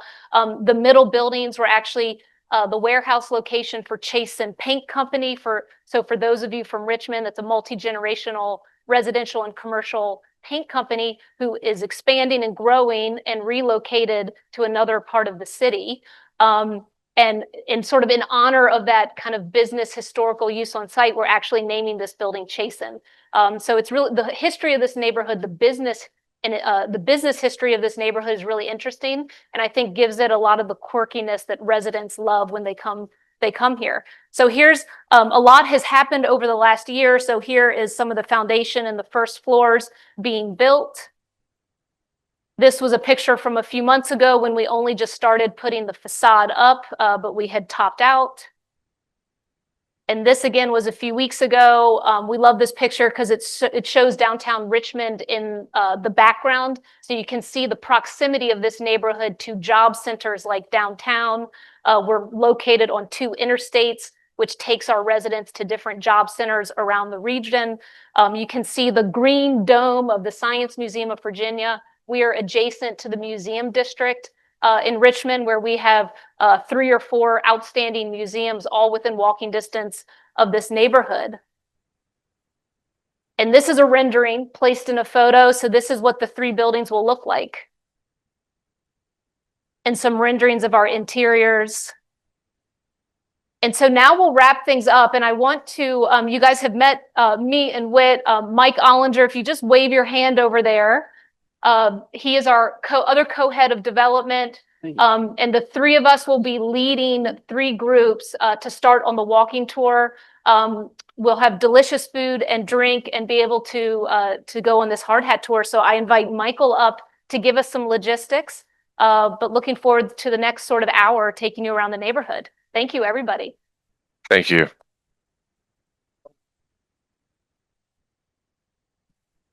Thanks, everyone. I want to thank some event support, HD Bros. The bros have been videotaping us, and I hope I didn't break the camera. Productive AV, thank you. Great coffee. Great coffee. Thank you for the coffee, and the pastries are outstanding. When you leave, I'm going to finish all the pastries. Wealthport Securities, our Capital Squares broker dealer. They live in the neighborhood. Thank you for approving the deck and keeping us out of mischief. Tour vendors, you're very fortunate to have Yellow Umbrella. They're a phenomenon in Richmond. Lillian's Oyster Bar, going to be really very tasty. And the last one, can I pronounce it correctly? Cochi Loco. Cochi Loco. Cochi Loco. That's the one for me. My first law firm when it was Hunton and Williams. Hunton is here. Thank you very much. Hirschler. I was there when it was Hirschler, Fleischer, Weinberg, Cox and Allen. I think I'm killing off all the old partners. Thank you for coming. Reynolds Development, wonderful people with great history in Richmond, the city of Richmond, the Department of Housing and Community Development, and all of you wonderful people. Let's have a walk, let's get a snack, and let's appreciate what we have right here in Richmond, RVA. Thank you.